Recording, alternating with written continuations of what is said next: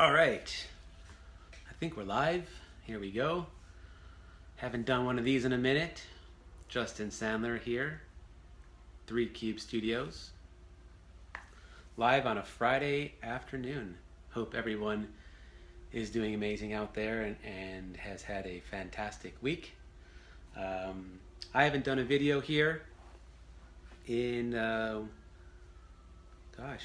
seems like I haven't done a video here in a while, maybe 2 weeks. And there's good reason for that. I wanted to take a little break.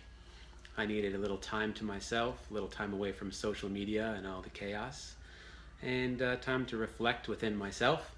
And now I feel more inspired to jump on and do a little something else. So I am here today to talk about some very important topics that I'm going through right now and that may help inspire you all. Who knows? But as I'm waiting for people to come on and join the chat here, I will give a little update since people have asked, Justin, how's it going? And these days we could also say, how's it growing? There's some fuzz. It's coming in. Eyebrows are almost there. Eyelashes are fully in again. And this is, well, it's a little patchy still, but it's interesting too, because I'm not even sure what color it's going to be. It's dark in some places, it's light in others. It's straight, I think, but it could be curly. Who knows? People have said that their hair color actually changes, the texture changes. Who knows? But today is, I believe, 7 weeks exactly since my surgery, which would be 6 weeks since I've been home from the ICU. And the road to recovery is definitely not short, fast, or easy. The doctors, surgeons said 8 weeks was the initial recovery period. And I think the 8-week mark, which will come in about a week from now, really is just about the ability to start doing a few of the things, you know, like maybe pushing with my hands a little bit more, because I think the 8 weeks is really about the healing of the muscle and the bone here, so that I could start doing some normal things. I mean, I've been restricted to lifting less than 10 pounds and things like that, and I'm gonna have to just slowly work my way back in. But you know, give me another week and we'll revisit this. I think it's gonna be time to start getting back to the gym soon. Still just doing my walks and my breathing. Body is getting stronger, lungs not so much. As I found out yesterday, just walking through the sand and walking up a little incline, I got really out of breath halfway through, and Mary Lou had to come in kind of help guide me the rest of the way. So that'll all come in time. So be it. But every day, little step, and we go and we go. So I was inspired by actually the little event we went to yesterday, the Tashlich service for Rosh Hashanah. So for those of you who do celebrate Happy New Year, Shana Tova. To the rest of you and everyone else around the world, Happy Fall Equinox, or as they say in most other countries, Happy Autumn. I think America is the only place that says fall. According to the Jewish calendar, we are now in the year 5778. And interesting little factoid for those of you who maybe have no idea, that calendar did start, 5,778 years ago. It's a lunar calendar, so that's why all the holidays tend to start at sundown, and why the dates don't always correlate with the same dates on the typical calendar that we follow here.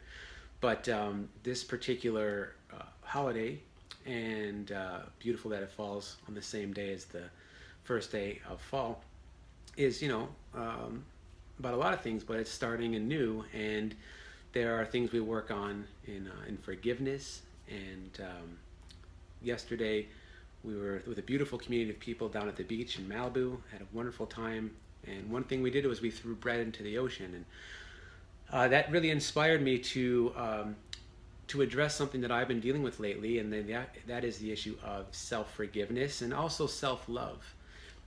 So first, self-love. A lot of people say, well, self-love, isn't that selfish? Isn't that narcissistic to love thyself? And as a matter of fact, no, it's just the opposite. As a matter of fact, you can't go around loving other people without self-love. I mean, how do you give away something you don't have to begin with. So if this world would learn to embrace self-love, each and every single person, we would have a lot less violence, indifference, wars, etc. And self-love isn't about looking in the mirror and being in love with yourself. It is about appreciating and being grateful and in gratitude of yourself. It's part of what I do every morning in my journaling is naming 3 things I'm grateful for and at least 1 thing I appreciate about myself every single day. And I think it's really important to check in with yourself and appreciate that self-love. And that's something that I've struggled with actually since having my surgery and since being declared cancer-free, or I should be ecstatic. And I've struggled with looking at myself in the mirror and not necessarily loving what I saw back. Basically looking at a body that's scarred and bald and 20 pounds lighter than it should be and not capable of doing so many of the physical things that I used to do, and waiting for the day that some of those things come back. And you start to feel less than, not being able to carry the water jugs, and Mary Lou having to do all the heavy lifting and all the driving and all that kind of stuff. I say me, had some bouts of time where I felt a lack of self-love, actually an anger at myself, at times hating myself. And no, I shouldn't feel that way, but I do. So I have to address, why. Because when you can't physically do what you used to do or want to do, when mentally I'm trying to do work, I'm trying to get back into the swing of things to generate business, to work on the new films we have, to finish working on the distribution paperwork for the film we did have. These things are all labor intensive, and I don't have the energy and even the focus and concentration that I used to have, and that hopefully will come back. But I'm trying to get these things done and get very dizzy, get very lightheaded, get constant head rushes every time I sit up or stand up. And I get really upset about that, and I feel frustrated at myself.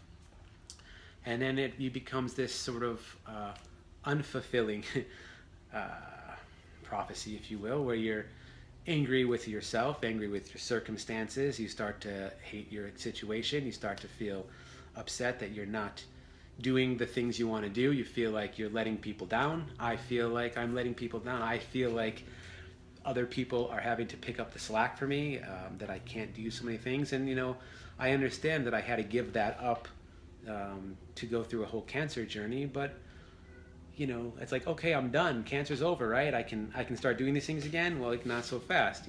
As I mentioned in an earlier video, my oncologist told me that I'm at the halfway point now. Yeah, I finished chemo, I finished surgery, but I'm really halfway done with what this journey is. And the recovery, what I'm really learning is one of the hardest parts of it. When you're in it, when you're in the throes of it, you're just focusing every day on your health, on your healing, being very present with all that. And that was something that I was really good at doing. And when that was done, and now I'm trying to switch my focus back to doing things for myself and for our business and for our lives, and I'm not able to do all the things I want to do, I start getting very upset, and I'm not having the same love and self-love that I developed during the chemo, even when I was really embracing myself, when I came up with the Embrace Cancer, Love Cancer, when I was really in self-love of my body, and when I was giving love to my tumor, and really understanding what that unconditional and infinite love really was like. I got a really good taste of it. And after the surgery, plus all the crazy amounts of medicine and painkillers I've been on, I've lost some of that. And not lost for good, but lost for now, where I was feeling more numb and not as in touch with that. And that love was not there, that unconditional love was not flowing through me, and that sort of wisdom was not as easily accessible for me. And again, some of it's due to all the painkillers numbing me out, but it's from the journey too. That's definitely had a big part of it. So now I'm really learning that self-love is so crucial and so important, which then brings me to the main topic of the video is self-forgiveness, and what does that mean? Well, what do you got to forgive yourself for?